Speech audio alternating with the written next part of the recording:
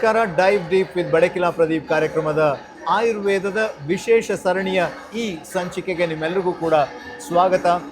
ಆಯುರ್ವೇದದ ವಿಚಾರವಾಗಿ ನಾವು ಹಲವಾರು ಕೋನಗಳಿಂದ ಅದನ್ನು ನೋಡುವಂಥ ಪ್ರಯತ್ನವನ್ನು ಈ ಸರಣಿಯಲ್ಲಿ ಮಾಡ್ತಾ ಇದ್ದೀವಿ. ಆಯುರ್ವೇದ ಅಂತ ಬಂದಾಗ, ಆಯುರ್ವೇದದ ಔಷಧಿಗಳು ಅಂತ ಬಂದಾಗ ಅವುಗಳು ಬೇರೆ ಬೇರೆ ರೂಪದಲ್ಲಿ ಅವುಗಳನ್ನು ಪ್ರಯೋಗ ಮಾಡಲಾಗತ್ತೆ. ಆದರೆ ಇವತ್ತಿನ ಮಾಡರ್ನ್ ಮೆಡಿಕಲ್ ಸಿಸ್ಟಮನ್ನು ನಾವು ಜಾಸ್ತಿ ಹತ್ತಿರದಿಂದ ಬಳಸ್ತಾ ಇರೋದ್ರಿಂದ ಆಯುರ್ವೇದದಲ್ಲಿ ಇರುವಂಥ ಔಷಧಿಗಳು ಹೇಗೆ ನಮಗೆ ಹತ್ತಿರ ಆಗ್ಬೋದು, ಅದನ್ನು ಹೇಗೆ ಸುಲಭವಾಗಿ ನಾವು ಅದನ್ನು ಬಳಸ್ಬೋದು ಅನ್ನೋದು ನಮ್ಮೆಲ್ಲರ ಮನಸ್ಸಿನಲ್ಲಿ ಬರುವಂಥ ಪ್ರಶ್ನೆ.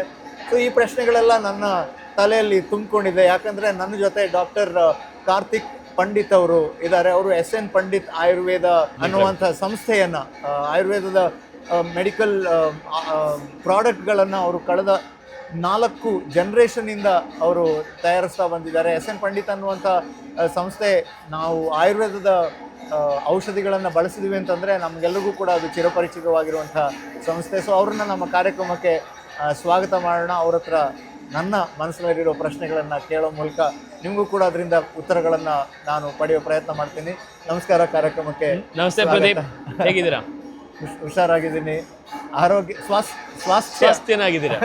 ವೆರಿ ಗುಡ್, ಸ್ವಸ್ಥವಾಗಿದ್ದೀನಿ. ಸೊ ಈ ಅದೇ ನನ್ನ ಮುಖ್ಯವಾದ, ನಾನು ನಿಮಗೆ ಆಗಲೇ ಹೇಳ್ತಾ ಇದ್ದಾಗೆ, ಇವತ್ತಿನ ಮಾಡರ್ನ್ ಇದರಲ್ಲಿ ನಮಗೆ ಒಂದು ಮಾತ್ರೆನೋ ಒಂದು ಇಂಜೆಕ್ಷನೋ ಈ ಥರದ ಇದರಲ್ಲಿ ಸುಲಭದಲ್ಲಿ ನಮಗೆ ಎಲ್ಲನೂ ಕೂಡ ಸಿಗಬೇಕು, ಎಲ್ಲನೂ ಕೂಡ ಕ್ವಿಕ್ ಫಿಕ್ಸ್ಗಳು ಅಂತ ಬಂದಾಗ, ಆಯುರ್ವೇದ ಅಂತಂದಾಗ ಅರಿಷ್ಟ ಕೊಡ್ತಾರೆ ಅಥವಾ ಚೂರ್ಣ ಕೊಡ್ತಾರೆ ಅಥವಾ ಇನ್ನೊಂದು ಬೇರೆನೋ ಅಥವಾ ಲೇಪಗಳನ್ನು ಹಾಕ್ತಾರೆ ಅನ್ನೋ ಮೈಂಡ್ಸೆಟ್ ಏನಿದೆ. ಅಂದರೆ ಫಾರ್ಮಸ್ಯೂಟಿಕಲ್ ಇದನ್ನು ಪ್ರಾಡಕ್ಟ್ಸನ್ನು, ಆಯುರ್ವೇದದ ಪ್ರಾಡಕ್ಟ್ಸನ್ನು ನೀವು ತಯಾರು ಮಾಡೋರಾಗಿ ಈ ಚಾಲೆಂಜನ್ನು ಹೇಗೆ ಫೇಸ್ ಮಾಡ್ತೀರಾ? ಇದಕ್ಕೆ ಸೊಲ್ಯೂಷನ್ ಹೇಗೆ ತೊಗೊಂಡ್ಬರ್ತೀರಾ?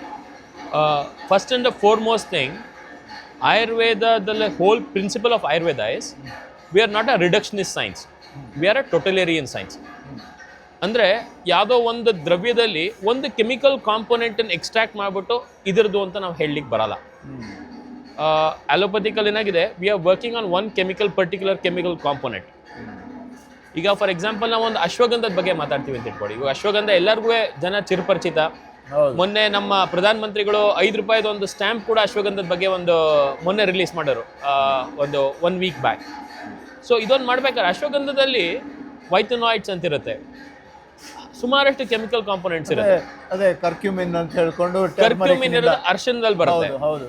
ಸೊ ಈಗ ನಾವು ವರ್ಷಾನುವರ್ಷ ಜನರೇಷನ್ಸ್ ಇಂದ ನಾವು ಅರಿಶಿನ ಉಪಯೋಗಿಸ್ತಾ ಇದೀವಿ. ಮನೆಯಲ್ಲಿ ನಾವು ಅಡಿಗೆಗೆ ಅರಿಶಿನ ಉಪಯೋಗಿಸ್ತಾ ಇದೀವಿ, ದೇವ್ರ ಪೂಜೆಗೆ ಅರಿಶಿನ ಉಪಯೋಗಿಸ್ತಾ ಇದೀವಿ. ಹೆಂಗಸರು ಎಷ್ಟೊಂದು ಜನ ಬೆಳಗ್ಗೆ ಎದ್ದು ಅರಿಶಿನ ಹಚ್ಕೋತಾರೆ, ಸಂಪ್ರದಾಯವಾಗಿ ಅರಿಶಿನ ಬೆಳ್ಕೋತಾರೆ. ಅದರದ್ದೇ ಆದಂಥ ಗುಣ ವೈಶಿಷ್ಟ್ಯಗಳಿದೆ. ಇದು ಟೋಟಲೇರಿಯನ್ ಸೈನ್ಸ್. ನಾವು ಇದರಲ್ಲಿ ಒಂದು ಕೆಮಿಕಲ್ ಅನ್ನು ಎಕ್ಸ್ಟ್ರಾಕ್ಟ್ ಮಾಡ್ತೀವಿ. ಸೇ ಫಾರ್ ಎಕ್ಸಾಂಪಲ್ ನೀವು ಹೇಳ್ದಂಗೆ curcumin, that become a reductionist science. ಅಂದರೆ ಈಗ ನಿಮ್ಮಲ್ಲಿ ಈಗ ನಾವು ಪ್ರದೀಪ್ ಅಂದರೆ ಒಂದು ಟೋಟಲ್ ಆಗಿ ತಗೋತೀವಿ. ಪ್ರದೀಪಿಂದ ಒಂದು ಪಾರ್ಟ್ ಮಾತ್ರ ತೆಗೆದುಬಿಟ್ಟು ಇದು ಪ್ರದೀಪ ಅಂತ ನಾವು ಹೇಳಲ್ಲ.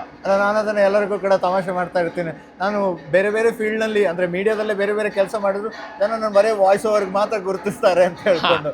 ಸೊ ಆ ಥರ ಆಗೋಯ್ತು. ಹಾಗಾದ್ರೆ ಬರೀ ವಾಯ್ಸ್ ಓವರ್ ಮಾತ್ರ ಪ್ರದೀಪನ್ ಗುಣನಾ? ಅಲ್ಲ.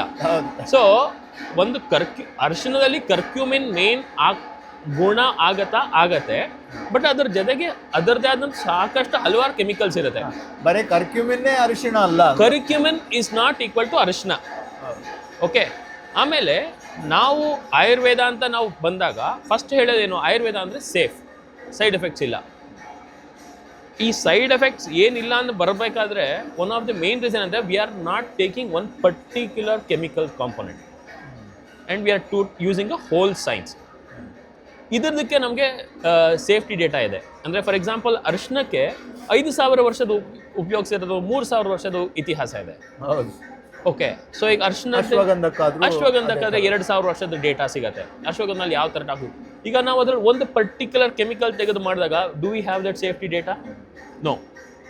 ಸೊ ಅದರ ಕಾನ್ಸಂಟ್ರೇಷನ್ ಬದಲಾಗುತ್ತೆ, ಅದರ ಕಾಂಪೋಸಿಷನ್ ಸ್ಟ್ರಾಂಗರ್ ಆಗುತ್ತೆ. ಈಗ ನಮ್ಮ ದೇಹದಲ್ಲಿ ಸಾವಿರಾರು ಕೆಮಿಕಲ್ ಕಾಂಪೊನೆಂಟ್ಸ್ ಇದೆ.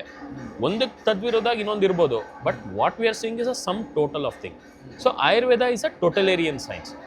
ಸೊ ಹಾಗಾಗಿ ಏನಾಗಿರುತ್ತೆ, ಒಂದು ಕೆಮಿಕಲ್ ಅಂತ ಬಂದಾಗ ನಮಗೆ ಅದಕ್ಕೂ ಆಯುರ್ವೇದಕ್ಕೂ ಇರೋದು ಒಂದು ಮೇನ್ ಡಿಫ್ರೆನ್ಸ್ ಬರುತ್ತೆ. This is a main difference. ಈಗ ನೆಕ್ಸ್ಟ್ ನೀವು ಕೇಳಿದ್ರಿ, ಈಗ ನೀವು ಹೇಳಿದ್ರಿ ಅರಿಷ್ಟ, ಕಷಾಯ, ಇದೆಲ್ಲ ನಾವು we call it is a dosage forms. So ಅರಿಷ್ಟ ಇರ್ಬೋದು, ಕಷಾಯ ಇರ್ಬೋದು, ಅವಲೇಹ ಇರ್ಬೋದು, ಇವೆಲ್ಲ ಡೋಸೇಜ್ ಫಾರ್ಮ್ ಏನಕ್ಕೆ ಬಂದಿರೋದು ಅಂದರೆ, ಒಂದು to increase or decrease the shelf life, ಇನ್ನೊಂದು use at a various other things. ಈಗ ಫಾರ್ ಎಕ್ಸಾಂಪಲ್ ವೇರಿಯಸ್ ನಿಮಗೆ ಯೂಸೇಜ್ಗೋಸ್ಕರ ಬಂದಿರೋದು. ಈಗ ಜಾಸ್ತಿ ದಿನ ಪ್ರಿಸರ್ವ್ ಮಾಡಿಡ್ಬೇಕಾ, ಆಸ್ವರಿಷ್ಟ was a drug of choice. ಯಾಕೆಂದರೆ ಆಸ್ವರಿಷ್ಟದಲ್ಲಿ ಸಂಧಾನ ಮಾಡೋದ್ರಿಂದ ಅದು ಶೆಲ್ಫ್ ಲೈಫ್ ಜಾಸ್ತಿ ಇದಾಗುತ್ತೆ. ಕಷಾಯದ ಮಾಡಬೇಕಾದ್ರೆ it has a small shelf life. ಈಗ ಚೂರ್ಣಗಳು ಮಾಡಿದ್ರೆ it has a long shelf life, ಅವಲೇ has a long shelf life. So ಹಾಗಾಗಿ ಡೋಸೇಜ್ ಫಾರ್ಮ್ ಪ್ರಾಸೆಸ್ ಅಷ್ಟು ಆಗಿರುತ್ತೆ, ಶೆಲ್ಫ್ ಲೈಫ್ ಜಾಸ್ತಿ. ಈಗ ಕಷಾಯ ಮಾಡಿದ್ರೆ, ಈಗ ಮನೆಯಲ್ಲಿ ಸಾರು ಕುದಿಸ್ತೀವಿ ಅಥವಾ ಇದು ಕುದಿಸ್ತೀವಿ, ಎಷ್ಟು ದಿನ ಇರುತ್ತೆ? ಬೆಳಗ್ಗೆ ಮಾಡ್ತಾರೆ, ಸಾಯಂಕಾಲ. ಸೊ ಕಷಾಯಕ್ಕೂ ಕರೆಕ್ಟಾಗಿ ನಾವು ಕಷಾಯ ಮಾಡಿದಾಗ ಇದೆ. ಬಟ್ ಈಗ ನಾವು ಸ್ವಲ್ಪ ಪ್ರಿಸರ್ವೇಟಿವ್ ಹಾಕಿ ಅದರದ್ದು shelf life has been extended.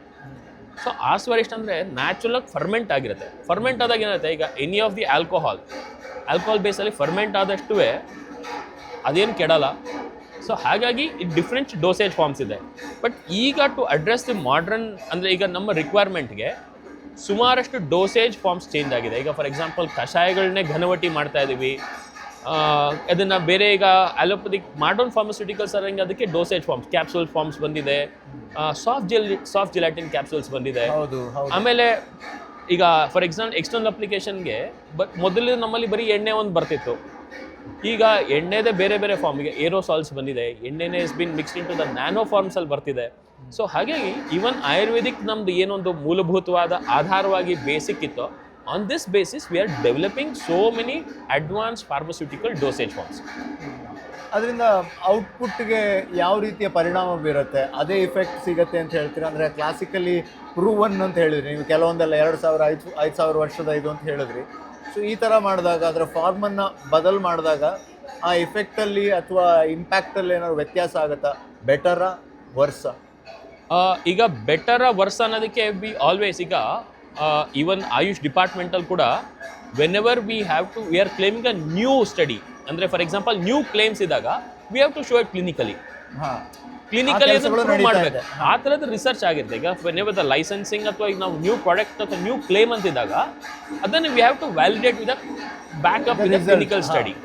So ಹಾಗಾಗಿ ಏನಾಗುತ್ತೆ, ಕಂಪ್ಯಾರಿಟಿವ್ ಸ್ಟಡಿ ಮಾಡಿರ್ತೀವಿ. ಈಗ ಬರೀ ಎಣ್ಣೆ ಹಚ್ಚಿದಾಗ ಏನು ರಿಸಲ್ಟ್ ಇರುತ್ತೆ, ಅದನ್ನೇ ನಾವು ಈಗ ನೋವಿಗೆ ಎಣ್ಣೆ ಹಚ್ಚಿದಾಗ ಏನಿರುತ್ತೆ, ಅಥವಾ ನಾವು ಅದನ್ನು ಪ್ಯಾಚ್ ಮಾಡಿದಾಗ ಏನು ವ್ಯತ್ಯಾಸ ಇರುತ್ತೆ, ಅಥವಾ ಅದನ್ನು ನಾವು ಒಂದು ಏರೋಸಾಲ್ ಥರ ಮಾಡಿ ಸ್ಪ್ರೇ ಥರ ಮಾಡಿದ್ರೆ ಏನು ವ್ಯತ್ಯಾಸ ಆಗುತ್ತೆ. These are all the things that is part of a research. ಹಾಗಾಗಿ ಎಷ್ಟೊಂದು ನ್ಯೂ ಪ್ರಾಡಕ್ಟ್ಸ್ ಡೆವಲಪ್ ಆಗಿದೆ. Look, this is a science. ಇದು ಹರಿದಿಯ ನದಿ ಇದ್ದಂಗೆ.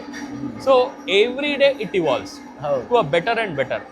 ಏನಾದ್ರು ಒಂದು ಸ್ವಲ್ಪ ವಿಡ್ರಾಲ್ ಪ್ರಾಬ್ಲಮ್ ಇತ್ತ ಅಂದರೆ over a period of time it is corrected.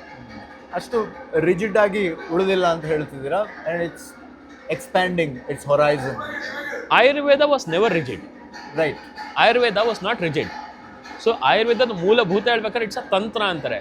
So ತಂತ್ರ ಅಂದಾಗ ಏನೈತೆ, where you have lot of ಯುಕ್ತಿ, ಅಂದರೆ where you can use your intellect and where you can develop things.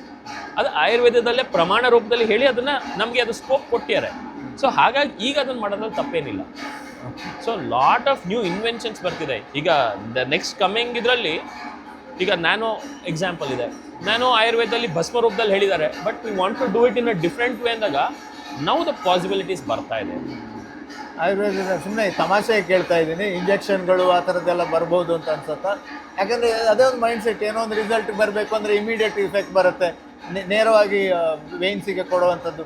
ಅದಕ್ಕೋಸ್ಕರನೇ ಅಲೋಪತಿ ಅನ್ನೋದು ಜಾಸ್ತಿ ಅಲ್ಲ. ಈಗ ನಿಮಗೆ ನಾವು I think first we have to come out of that mindset that injection ತೊಗೊಂಡ್ರೆ ಮಾತ್ರ ನಮ್ಗೆ ವಾಸಿ ಆಗುತ್ತೆ ಅಂತ. ಓಕೆ, ಈಗ ನೇಸಲ್ ಡೆಲಿವರಿ ಇದೆ. ಈಗ ನೇಸಲ್ ಡೆಲಿವರಿ ಇದೆ, ನೇಸಲ್ ಡೆಲಿವರಿ ರೂಟಲ್ಲಿ ಯಾಕೆ ಕೊಡಬಾರ್ದು? ಅದು ಇಮಿಡಿಯೇಟ್ ಎಫೆಕ್ಟ್ ಬರ್ಬೋದಲ್ವಾ? ಬರ್ಬೋದು.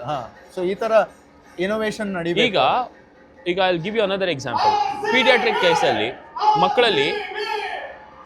ಮಕ್ಕಳಲ್ಲಿ ಜ್ವರ ಜಾಸ್ತಿ ಆದಾಗ ವಾಟ್ ದೇ ಡು, ಎನಿಮಾ ಕೊಡ್ತಾರೆ. ಹೌದು ಹೌದು. ನಮ್ಮಲ್ಲಿ ಪಂಚಕರ್ಮದಲ್ಲಿ ನಾವು ಬಸ್ತಿ ಕೊಡ್ತೀವಿ. ಹೌದು. Is it not an emergency thing? So ನಮ್ಮಲ್ಲಿ ಏನಾಗಿದೆ, we are struck to one framework, injection ಮಾತ್ರ ಬದಲಾಗಬೇಕು. ಸೊ ಮೈಂಡ್ ಸೆಟ್ ಬದಲಾದಕ್ಕೆ ವಿ ಡೋಂಟ್ ಹ್ಯಾವ್ ಮೆಡಿಸನ್. ಆಯುರ್ವೇದದಲ್ಲಿ ಮೈಂಡ್ ಸೆಟ್ ಬದಲು ಮಾಡಲಿಕ್ಕೆ ಆಯುರ್ವೇದದಲ್ಲಿ ನಂಬಿಕೆ ಇಟ್ಟರೆ ಸಾಕು. ಈ ಒಂದು ಮೈಂಡ್ ಸೆಟ್ ಬದಲಾಗಕ್ಕೆ ಅದೇನಾಗಿದೆ, ಇಂಜೆಕ್ಷನ್ ತೊಗೊಂಡ್ರೆ ಮಾತ್ರ ನಮಗೆ ವಾಸಿ ಆಗೋದು ಅನ್ನೋದು ಇದೆಯಲ್ಲ, ಆ ಮೈಂಡ್ ಸೆಟ್ಟಿಂದ ನಾವು ಈಚೆ ಬಂದರೆ ಎಲ್ಲ ವಾಸಿ ಆಗುತ್ತೆ. No power to you. ನೀವು ಇನ್ನಷ್ಟು ಈ ರೀತಿಯ ರಿಸರ್ಚ್ಗಳನ್ನು ಮಾಡಿ ಇನ್ನಷ್ಟು ಹೊಸ ಪ್ರಾಡಕ್ಟ್ಗಳನ್ನು ನಿಮ್ಮ ಸಂಸ್ಥೆಯಿಂದನೂ ಕೂಡ ನಾವು ನಿರೀಕ್ಷೆ ಮಾಡ್ತೀವಿ. Thank you Pradeep, it was wonderful talking to you. ತುಂಬ ಖುಷಿ ಆಯಿತು. More power to you and more success to you. Thank you so much. So ಆಯುರ್ವೇದವನ್ನು ಹೊಸ ರೂಪದಲ್ಲಿ ನಾವು ಈಗಾಗಲೇ ನೋಡ್ತಾ ಇದ್ದೀವಿ, ಅದರ ಎಫೆಕ್ಟನ್ನು ಕೂಡ ನಾವು ಕಾಣ್ತಾ ಇದ್ದೀವಿ. ನಮ್ಮ ಮೈಂಡ್ಸೆಟ್ಟನ್ನು ನಾವೆಲ್ಲರೂ ಕೂಡ ಬದಲಾಯಿಸಬೇಕಾದ ಅವಶ್ಯಕತೆ ಇದೆ ಅಂತ ಹೇಳ್ಕೊಂಡು ಡಾಕ್ಟರ್ ಕಾರ್ತಿಕ್ ಅವರು ಹೇಳಿದ್ರು. ಅವರಿಗೆ ಧನ್ಯವಾದವನ್ನು ಹೇಳ್ತಾ ನಾವು ಈ ಸಂಚಿಕೆಯನ್ನು ಇಲ್ಲೇ ಮುಗಿಸ್ತಾ ಇದ್ದೀವಿ. ನಮಸ್ಕಾರ. ನಮಸ್ಕಾರ.